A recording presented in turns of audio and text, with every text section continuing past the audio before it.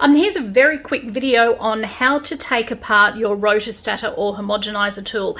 Please don't think that just because to the naked eye that your Rotor Stator is clean that it means it actually is free of all of the emulsion that you've just made. After I've made something, I tend to put some water in a beaker, give it a bit of a zhuzh to get some of the emulsion off, and it does a very, very good job, but you would be surprised at how much emulsion can still be on the thread underneath the hammer as well as the thread that is underneath the bell. So these plastic bits that came with your Rotor Stator, vitally important.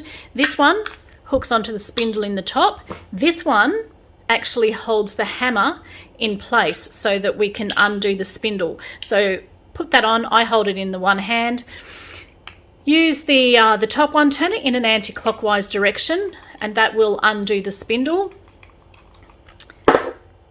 Generally enough, and then I tend to just use my fingers to undo it, and you'll see here the hammer is loose enough now for me just to do it by hand, take out. And what you will see is that there's a very, very fine thread in there. Emulsion can get stuck underneath that as well, so do make sure you clean that out. I also take the bell off because once again there's a thread there and a thread there, and emulsion can get stuck in that. And then I tend to just pop the spindle out and give that a clean as well. Reverse process to put it all back together again.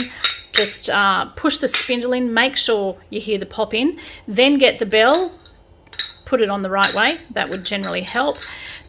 Put the bell on, grab the hammer, and I tend to just start to give that a hand twist on just to get it started, then get the lock for the hammer, put that in place, then reverse process. We just turn this in a clockwise direction just to tighten everything up. So once again, please don't assume that to the naked eye your Rotor Stator is clean just because you've washed it under hot soapy water.